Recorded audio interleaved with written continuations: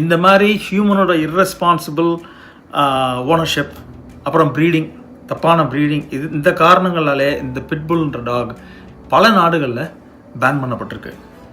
ஏன் உருவான யூகேலே பேன் பண்ணியிருக்காங்க, அப்புறம் அயர்லாண்டில் பேன் பண்ணியிருக்காங்க, இன்னும் நிறைய யூரோப்பியன் கண்ட்ரீஸில் பேன் பண்ணியிருக்காங்க, கனடாவில் நான் இருக்கிற ஸ்டேட்டில் பேன் பண்ணியிருக்காங்க, ஆன்டேரியோவில் பிட்புல் யாரும் வச்சிருக்க முடியாது. இப்போ யாரும் பெருசாக சொல்கிறது இல்லாத ஒரு 20 வருஷத்துக்கு முன்னாடி பேன் பண்ணாங்க. இதோட டெம்பரமெண்ட் என்னன்னு பார்க்கலாம்.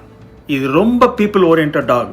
சொன்னால் உங்களுக்கு ஆச்சரியமாக இருக்கும். பீப்புள் கூட இருக்கிறது டாக்ஸுக்கு ரொம்ப பிடிக்கும். ரொம்ப காமான டாக்ஸ். ப்ராப்பராக வளர்த்தா வேற ஒன்றும் இல்லை. நீங்கள் கரெக்டாக அதுக்கான பவுண்டரிஸ், எல்லைகளையும் சோஷியலைஸ் பண்ணுறதுலாம் ப்ராப்பராக பண்ணி நல்லா ட்ரைனிங் பண்ணிங்கன்னா இந்த டாக்ஸ் அருமையான டாக்ஸ். ஹை டிரைவ் இருக்கும், ஹை எனர்ஜி இருக்கும்.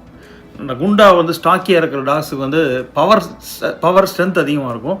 ஆனால் அத்லட்டிக் எபிலிட்டி, அதாவது தாவறது, குதிக்கிறது, இந்த மாதிரி விஷயங்கள்லாம் இல்லாமல் இருக்கும். ஆனால் இது ரெண்டும் கலந்த ஒரு பேக்கேஜ். இதோட சைஸ் ரொம்ப பெருசு கிடையாது. ஆனால் இருக்கிற உடம்பே ஒரு பாடி பில்டரோட உடம்பு மாதிரி இருக்கும் நீங்கள் பார்த்தீங்கன்னா.